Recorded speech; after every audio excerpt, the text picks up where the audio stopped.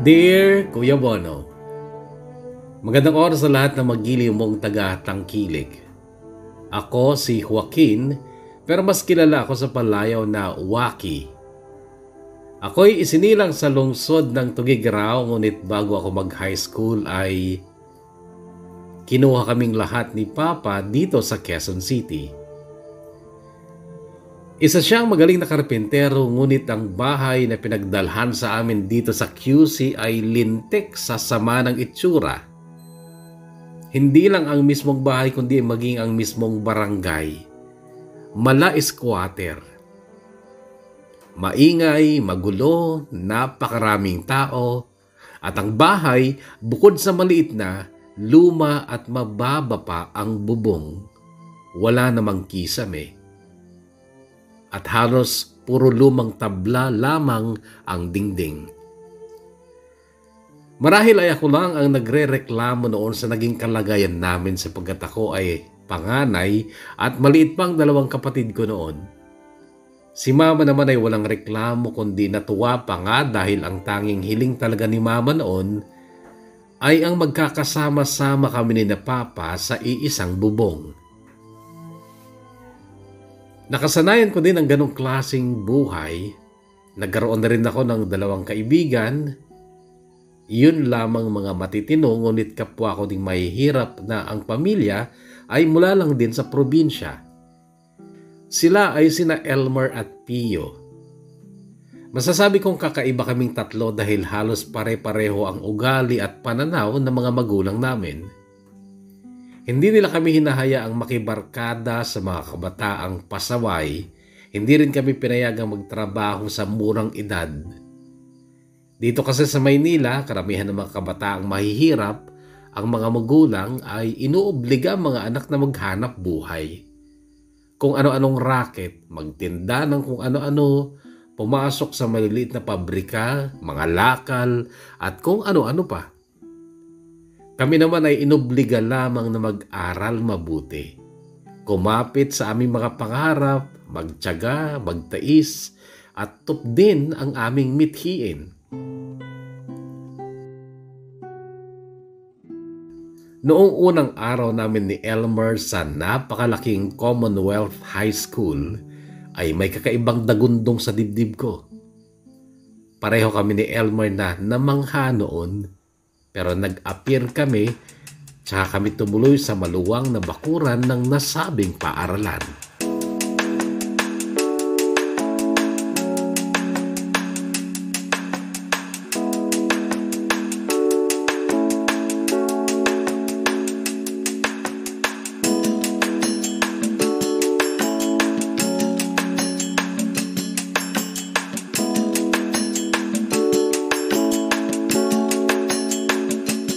Sa paaralang iyon, nagsimulang maging solido ang aking pangarap na balang araw ay magiging isang inhinyero ako. Mahusay kasi ako sa math, Kuya Bono, at si Papa ang nagsabi sa akin noon na bagay sa akin ang maging isang engineer. Iniwasan ko din noon ang makibarkada na siya ding pangunahing bilin ni Mama. At kahit hindi ako sobrang talino ay hindi naman ako nangungulelat. Kumbaga, katamtaman lang, nasa gitna-gitna.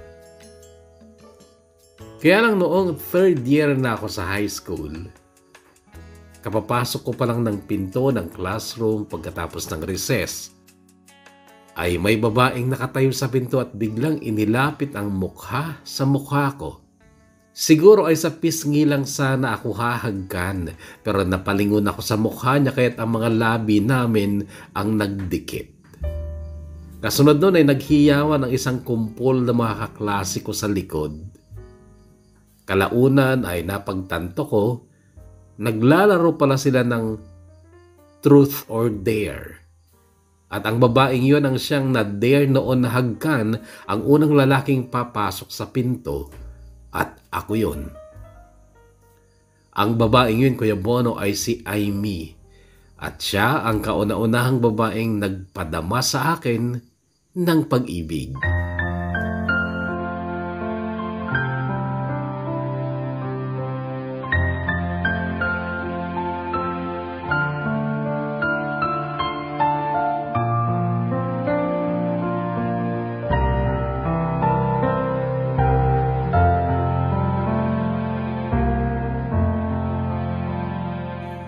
Nung sumunod na linggo kasi ay lumapit sa akin si Raquel at nag-abot ng sulat. Pamilyar sa akin si Raquel. Taga-Payatas din siya pero malayo siya sa amin. Nasa bungad ang bahay nila at ang sa amin ay sa looban pa. Isa si Raquel sa mga babaeng maiksi kung mag-short. Walang manggas ang pang-itaas, may kulay ang buhok, at minsan noon ay nakita ko pa siyang nagyoyosi kasama ang mga kaibigan niyang ganun din ang estilo. Ano to? Tanong ko nung iabot niya sa akin ang nakatiklop na papel. Sulat, galing sa first kiss mo. Noon ay napalingon ako kay Amy at noong una ay nakangiti ito. Pero biglang yumuko matapos magtama ang mga mata namin. Binuksan ko ang sulat. Maiksing message lang yon. Hi Joaquin. Alam mo bang ikaw ang first kiss ko? And since that day, lagi na kitang iniisip. Tell me, ako din ba ang first kiss mo? Please reply. Hindi ako nag-reply, Kuya Bono. Oo, siya ang first kiss ko, pero hindi siya ang pangarap kong maging first kiss. Noong second year kami ay na-inlove ako sa kaklase ko na si Arisa. Sinulat-sulatan ko din pero minsan lang niya binasa. Yung pangalawa, hindi na. Pinabalik niya. Yung pangatlo, nilamukos niya tsaka niya ibinato pabalik sa akin. Pinagtawanan ako ng mga klase ko noon. Pahiyang-pahiya ako.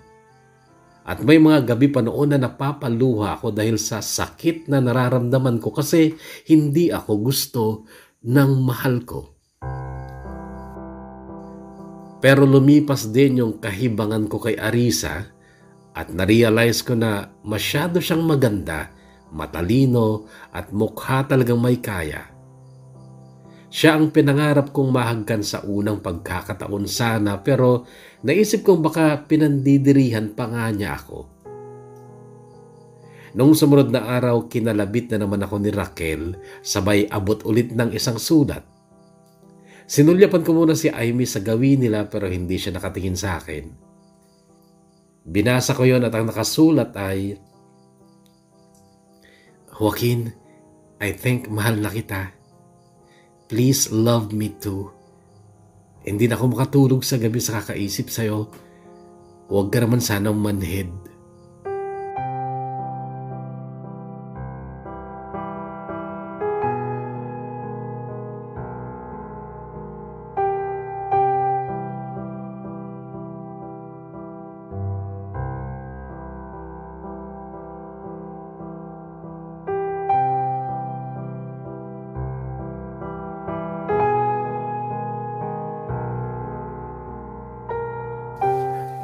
Guwapo ka naman kasi tol eh. Baduy nga lang.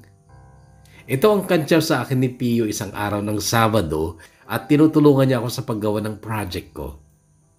4th year na si Pio noon at isa siya lagi sa top performer sa klase nila. Ano ba itsura nito? Tanong pa noon ni Pio. May itsura yan. Nakagrupo ko sa sayaw yan nung intrams. Sabad naman ni Elmer. Mahilig kasi si Elmer sa sayaw kahit nakikisali siya kapag may sayaw sa school. Ako kasi wala talagang katalent-talent. Patulan mo na Waki, may itsura pala eh. Sabi ulit ni Pio. Hindi ko naman kursonada eh. Kahit na, para lang makaranas ka na magkaroon ng GF. Ayoko. Kayo nga wala ding GF eh. Tsaka, ayoko sa babaeng siya pang sumusulat sa lalaki. Pangit yung ganun. Naks naman, feel na feel mo ang kapugian mo tol ah. Nagmamalaki ka pa kay Amy ah.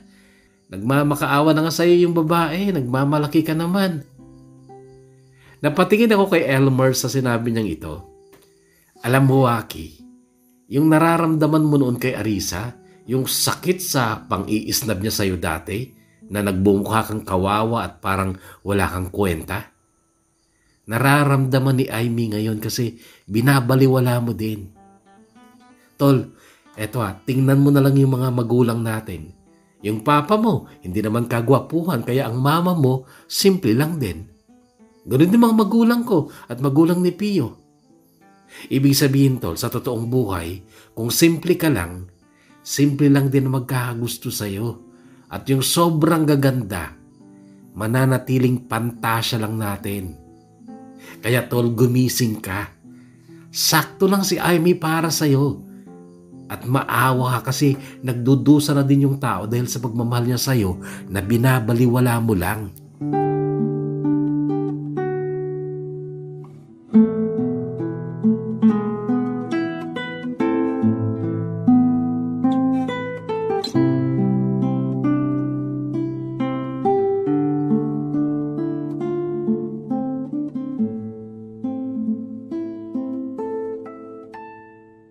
May isang araw na ginabi ako ng uwi kasi isa ako sa napili ng bagong teacher namin na maglipat ng mga gamit niya sa bagong nilipatan niyang apartment. 4 kaming lalaki noon ang kinuha niya at binayaran naman kami ng tig 200. Inihatid din kami pero ako ay sa kanto lang. Mahirap kasing pumasok sa kalsada papunta sa amin dahil masikip ito at napakaraming bata. Noong papasok na ako sa eskinita papunta sa amin ay nakita ako ni Raquel. Ganun na naman ang suot niya. Sobrang iksing short at sando lang at nakikita pa yung strap ng bra niya. Kasama din niya noon ang 2 kaibigan niyang bakla. Tinawag ako kaya lumapit naman ako. "Joaquin, halika sa bahay, kain ka." Wag na. Salamat na lang. Sa bahay na lang ako kakain. Tanga, birthday ko. Tatanggi pa to. Halika na. Sabi niya sabay hila sa kamay ko. Kay higpit ng hawak niya kaya sumama na rin ako. May napakakipot na eskinita pa pala papunta sa bahay nila at gaya din lang na halos ng bahay namin ang bahay nila. Masikip pero siya ay maraming maliliit na kapatid pero ang bait naman ng nanay niya. Pinakain niya ako at sobra ang pag-aasikaso sa akin ni Raquel. Kulang na lang subuan ako. Pagkatapos kong kumain ay pinaupo ako sa labas ng bahay nila. Parang may terrace na masikip doon. "Mamaya ka na umalis. Kakakain mo lang. Baka magka-appendicitis ka." Sabi pa noon ni Raquel. Noon ko lang natitigang mabuti ang mukha ni Raquel. Maganda pala siya lalo na kapag nakangiti. Yung isang bakla ay nagsindi ng yosi, humit-hit tsaka pinasa kay Raquel pero ang sabi ni Raquel, "Tanga, andyan yung nanay ko. Ikaw, Joaquin, gusto mo yosi?" "Hindi, ayoko." Si Amy, ayaw mo din?" Nabigla ako sa tanong niyang yon pero hindi ko sinagot. "Hoy, tinatanong kita, gusto mo ba si Amy?" "Bakit ba?" "Wala, tinatanong ko lang." "Uwi na ako. Baka nag-aalala na yung mama ko." "Hatid ka namin." "Wag na. Hatid ka namin. Tara." Sabi niya sabay tayo. Hinila ang isang kasama niya. Hinayaan ko na lang silang sumabay sa akin pero ramdam kong pinagtitinginan kami ng mga tao. Nakita ko din si Pio at iba ang ngiti sa akin.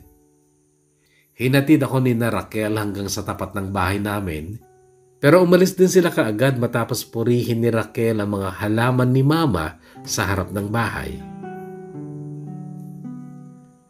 Ang hindi ko lang talaga inaasahan, Kuya Bono, ay noong sumapit ang araw ng Linggo na ako lang ang nasa bahay dahil nagsimba silang lahat. Nanonood ako ng TV nang biglang pumasok na lang si Raquel at hindi ako nakapagsalita. Umupo siya sa kandungan ko, paharap sa akin at saka ako nilaplap. Mabango siya noon, bagong ligo at mabango din ang kanyang bibig. At lalaki lang ako, Kuya Bono, kaya't ano pa ba? Hinila ko na sa higaan ko at doon ay naganap ang kauna-unahang luwalhati sa buhay ko.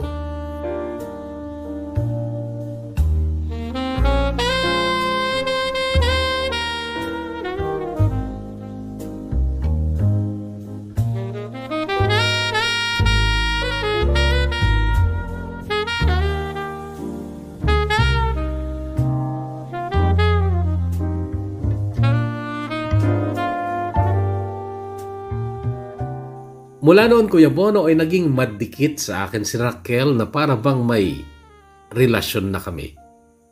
Kapag recess, hinihila ako at siya pa ang naglilibre. May isang tanghali, uwian na noon kasi half day nga lang kami. May kumalabit sa akin at paglingon ko ay nakita ko ang kaklase kong babae. Si Sheila, sabay abot ng sulat. Sa bahay ko na binasa ang sulat na yon kasi may kasabay ako noon at ayokong makantsawan. Galing kay Aimee ang sulat at ang sabi, "Ang sakit naman ng Joaquin. Ako ang may gusto sa'yo pero si Raquel na taga-abot ko lang dati ng sulat ang pinatulan mo. Pero okay lang. Sana maging masaya kayo. Salamat na lang sa first kiss mo."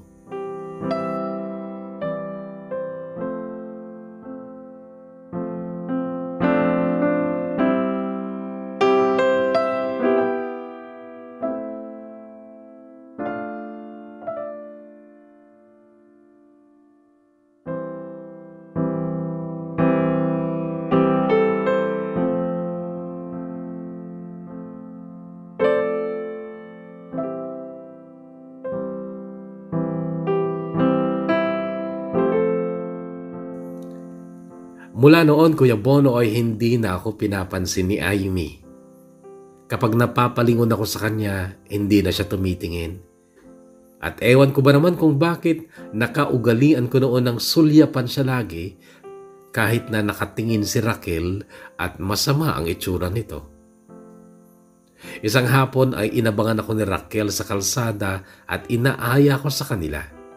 Wala daw tao sa bahay nila. Tsaka na lang, may gagawin ako sa bahay eh.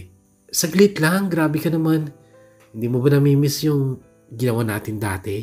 Hindi, uwi na ako, tsaka na lang. Sabi ko pero hinila niya ako at kinainis ko yon. Ano ko ba, Raquel? Sabi na nga tsaka na lang eh. Lika na, pakipot ka pa eh.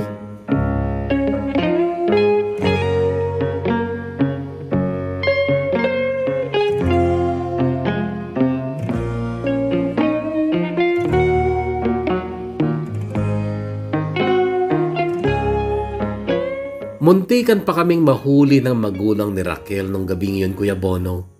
Buti na lang at tapos na kami noon at nagmadali naman ako magbihis at umupo kunwari sa salas nila. Noong pumasok sa kwarto nila ang parents niya ay tumayo na rin ako at diretso uwi pero hinabol ako ni Raquel. "Hoy, walang hiya, di ka malang nagpapaalam, moy," sabi niya. "Uwi na ako." "Sige, ingat. I love you." Narinig kong sabi niya. Natigilan ako pero hindi ko siya nilingon. At noon ko na rin napagtanto, Kuya Bono, na mali ang pagpatol ko kay Raquel dahil wala naman akong special na damdamin para sa kanya.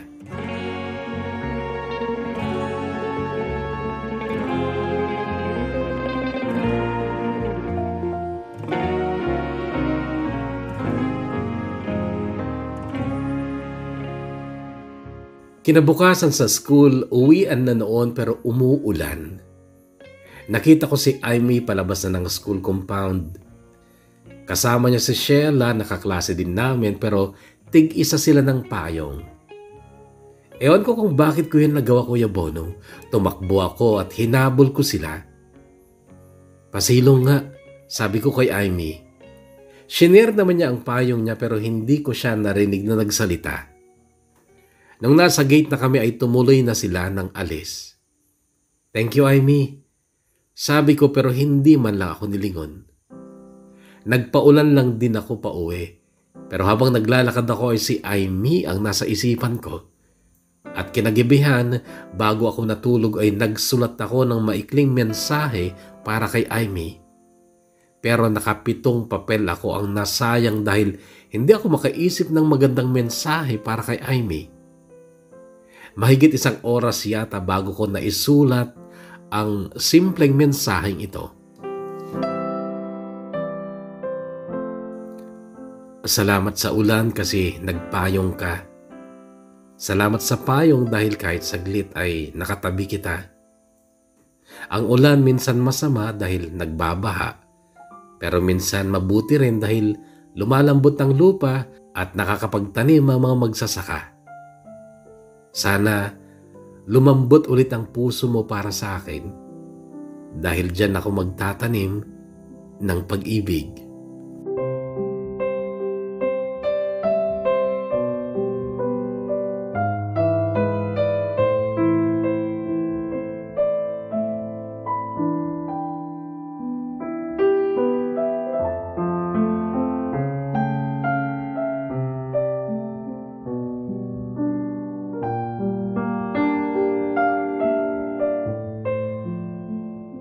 Kinabukasan, Kuya Bono, ay ako mismo ang nag-abot kay Aimee ng sulat na yon. Umaga pa lang. Naghintay ako ng sagot niya pero wala akong nahintay. Si Raquel biglang humarang sa pinto nung palabas na ako at sinampal niya sa mukha ko ang isang papel na noong pulutin ko ay nakita kong iyong sulat ko pala para kay Aimee. Mula noon na hindi ko na pinapansin si Raquel, iniwasan ko na kahit alam kong kahit tagal niya akong inaabangan sa kalsada. Pero may isang gabing nakainom pa yata siya at umiiyak na sinabing, "Hindi mo alam kung gaano kasakit yung ginawa mo sa akin, Joaquin. Pero ito ang tandaan mo. Kung hindi ka rin lang mapupunta sa akin, hindi rin ako papayag na maging kayo ni Aimee. Sinusumpa ko yan."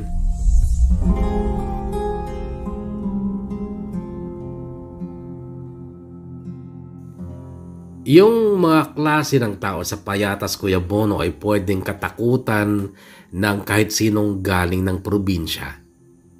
Si Raquel, doon na siya pinanganak at marami siyang mga kaibigang masasama. At sa totoo lang, pwede niya akong gawan ng masama. Natakot ako, oo. Hindi lang para sa akin kundi para sa pamilya ko. Kaya hindi na rin ako lumapit ulit kay Aimee. Hanggang sa natapos ng 3rd year namin sa high school.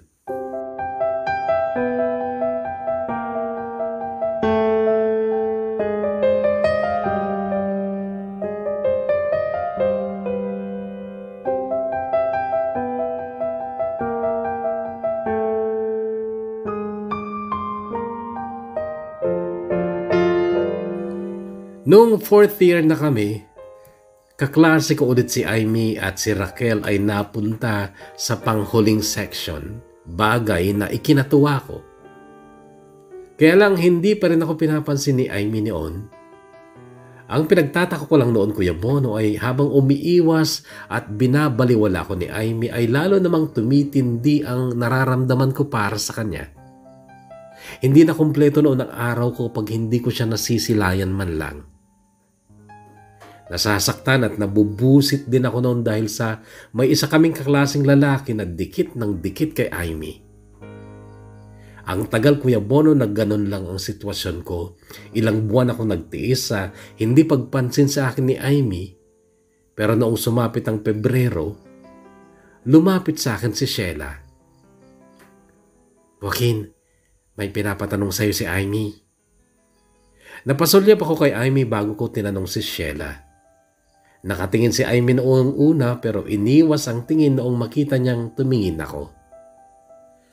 "Ano yun, Sheila?" Sasali ka daw ba sa JS?" "Bakit?" tanong ko. Hindi kasi ako sumali nung 3rd year kami. Baka daw gusto mong makapartner si Aimee." "Sige," mabilis kong sagot. Sabay lingon kay Aimee na noon ay bahagyang nakangiti.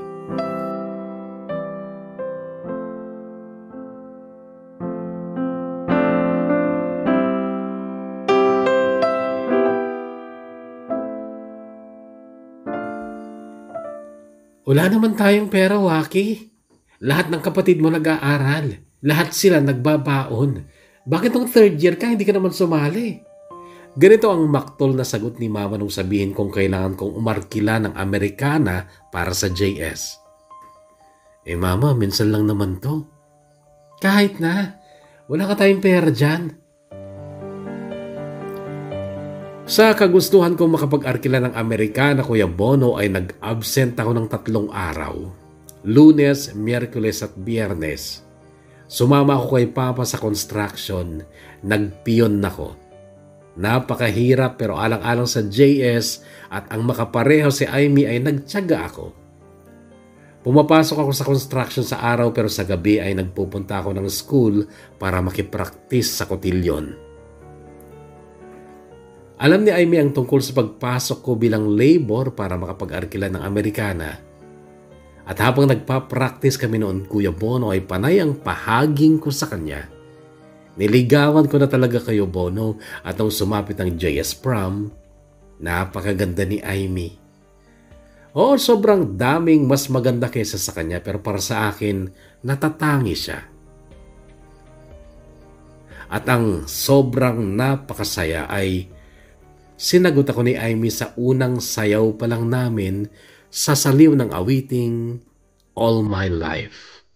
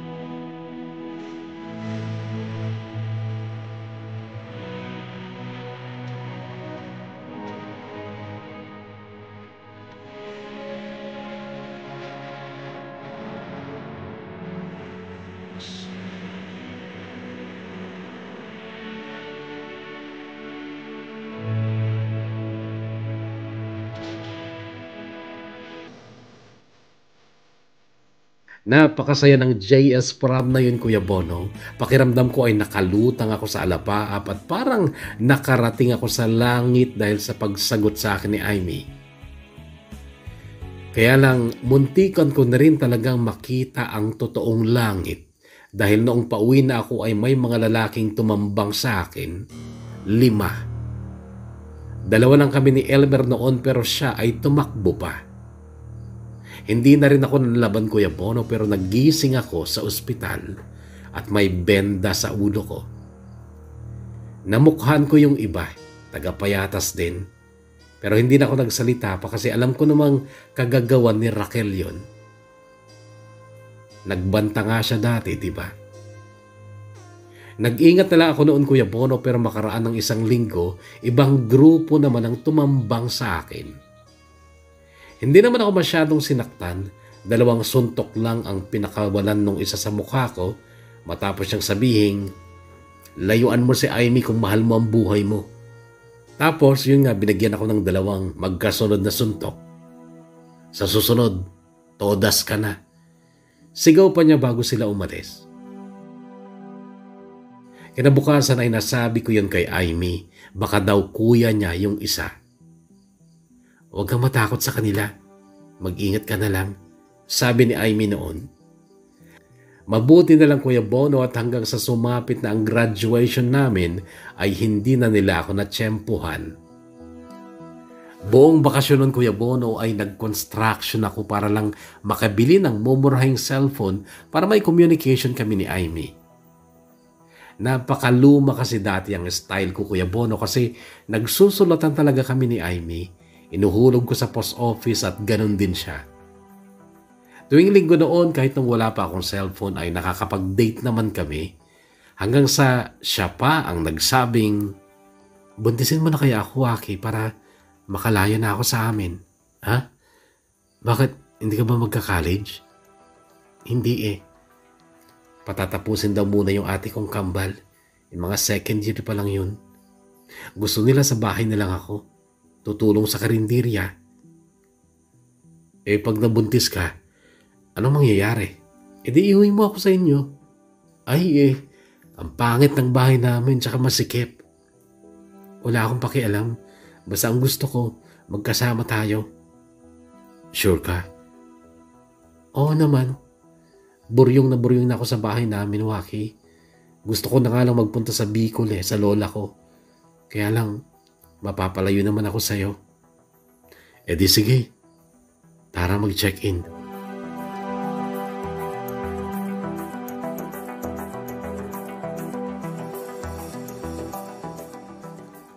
Noon pa lang naman, Kuya Bono, ay alam kong mali yun. Kasi may pangarap nga ako makapagtapos ng college at maging isang engineer. Kaya lang, mahal na mahal ko si Amy at ayokong magpunta siya ng Bicol. Paano kapag nakatagpo siya ng iba doon? Pag-ibig ang may kasalanan kung bakit hindi man lang ako nakatuntong ng college, Kuya Bono, dahil nabuntis ko na nga si Amy at umuwi na siya noon sa bahay namin sa Payatas. Wala na rin nagawa ang pamilya niya. Nilait-lait nila ang pamilya ko nung matuntun nila kung nasa ng bahay namin kung saan nakatiran na nga noon si Amy. Pero sa huli, nagsama pa rin kami ni Amy.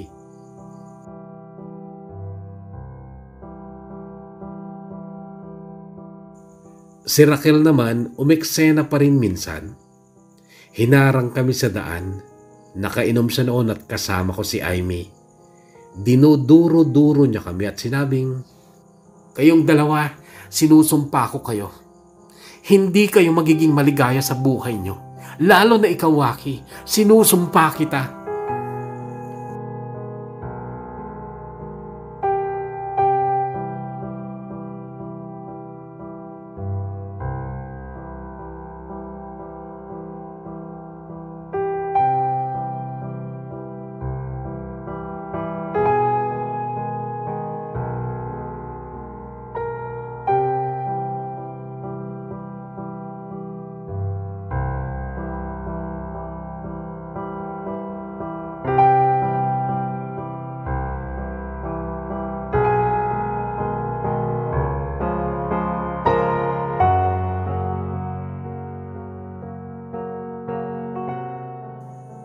Nag-abroad si Mama sa Kuwait bilang domestic helper kaya kami nakakuha ng rent-to-own house dito sa Quezon City.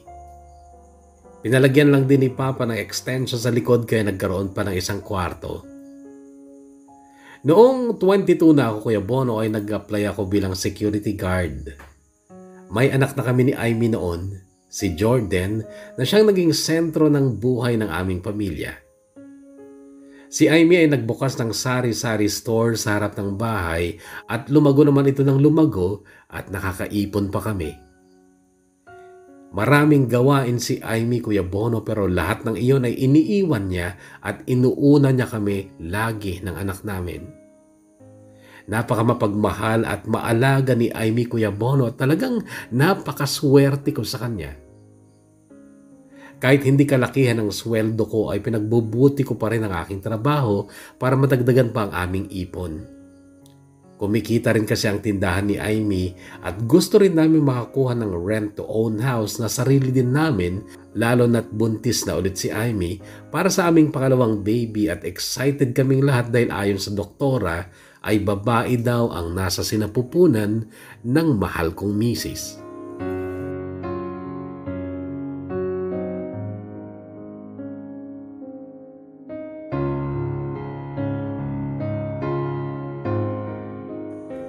Hanggang sa puntong ito ng buhay ko, Kuya Bono, ay masasabi kong boring ang aking kwento.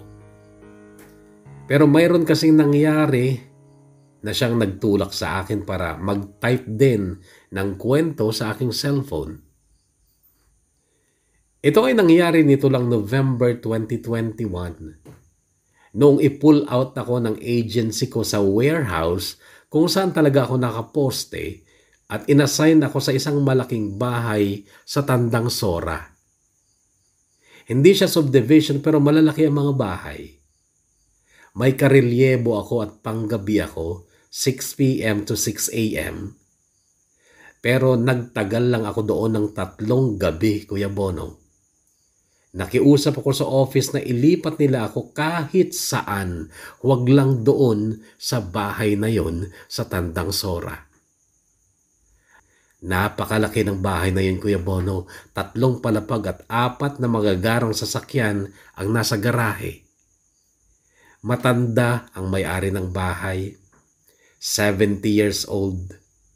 Pero ang asawa niya ay sexy at batang-bata pa, ka-age ko lang. At isang gabi ay ginulat ako ng babaeng yon sa pamamagitan ng biglang pagbuga ng usok ng yosi sa batok ko. At paglingon ko ay hinagkan niya ako at sobra ang gulat ko, Kuya Bono, noong makilala ko siya. Si Raquel. Muling ibalik ang tamis ng pag-ibig, muling pagbigyan ng pusong nagmamahal, muling ibalik ang tamis ng pag-ibig. Sayang naman ang ating nakaraan.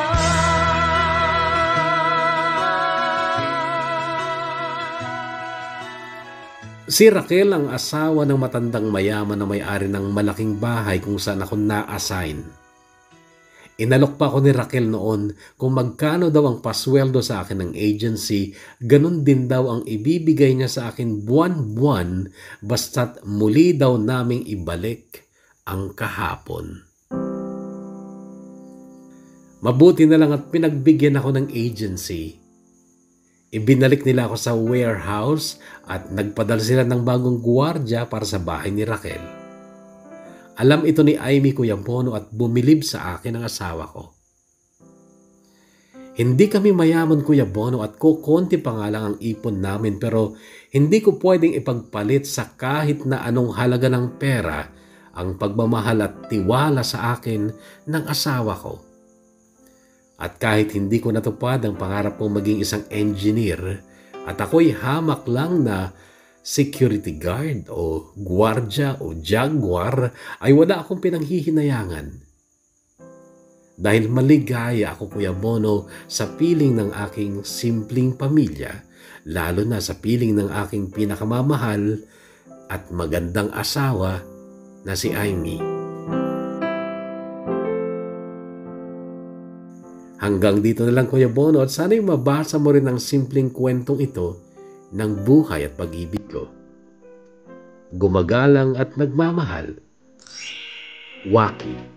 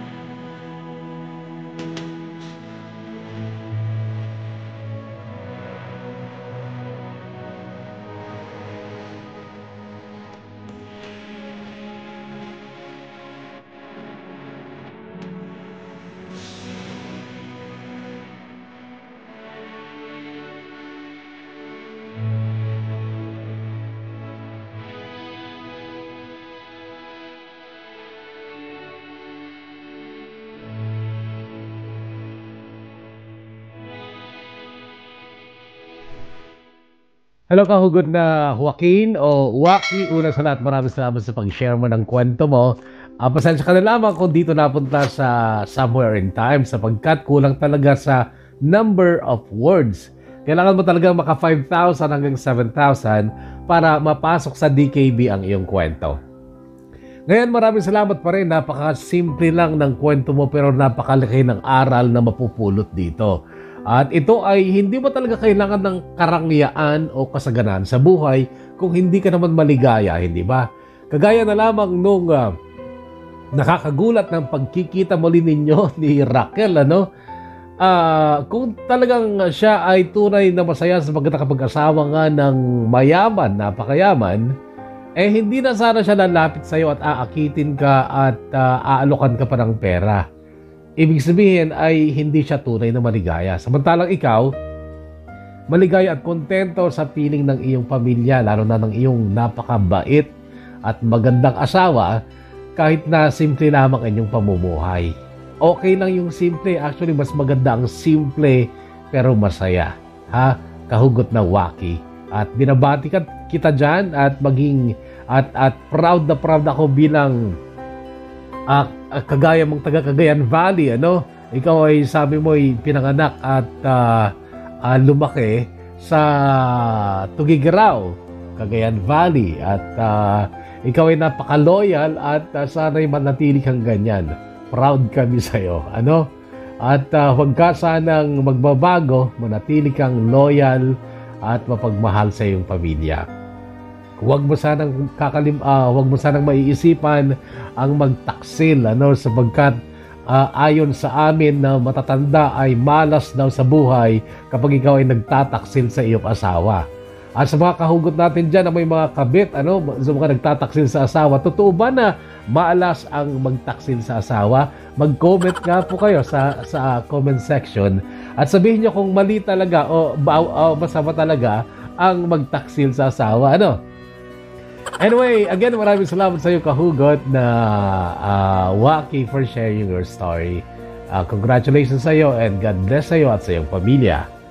At ngayon sa ating mga shoutout, shoutout po sa asawa ko na si Rovic Kabakungan ng Cabaton, Isabela at sa bilas ko na si Ate Rogeline Kabakungan ng Ilagan, Isabela from Lian Grace.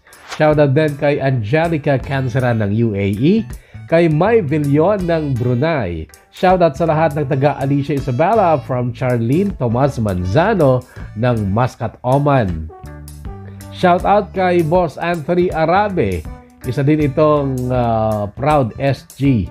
Ingat lagi, boss. At Queen Joyce ng Oman, shout out to you. Ganoon din kay Amgao Matias ng somewhere in Saudi. Emma Cardenas, Jassy P, Jem S. Ganoon din kay Maria Felisa Aquino. Shout out din kay Micaela. At kay Jay Alariao, Joanna May Marquez of Isabela from Jas Montefalco. Ria Eugenio, Jonathan Hieronimo of Cabatuan, Isabela. Shoutout din sa mga anak ko, Jay Lance Atel, at sa asawa ko, Melvin from Gemaline T. Ordonez. Shoutout kina Sheena, Linda at Flor, pati na rin sa Family Telan at Rubilios. Salamat po from April Telan Rubilios of Bambang, Nueva Vizcaya. John Christopher Natividad of Zunan, Miauli, Taiwan. Shoutout din kay Raquel Laguen of KSA. Shoutout din kuya sa mga ka-work ko dyan sa SHL Company. Especially sa mga kaibigan ko, sina Dante Herona at Mark Anthony Baliday at mga pamilya ko sa Alagapan, Cagayan, Utanes at Nagayan family from Gary Utanes of Taoyuan City, Taiwan. First 20 mga kahugot ang sina-shoutout natin ko. Agagahan po ang pagpapa-shoutout. Pasensya na, may sipon ulit ako makahugot at ubo. Talagang pinilit ko lang talaga ang makapag-upload. Kasi kawawa naman yung ating Somewhere in Time channel. Kokonti na nga ang subscriber, ay kokonti pa rin ang views. So, sa mga hindi pa subscribe, please subscribe, kahugot. At maraming salamat. Muna tayo magkakarinigan sa panibagong kwentong hatid ng SIT Somewhere in Time ng Lolo Bino Channel. Stay healthy, kahugot, stay safe, and God bless us all.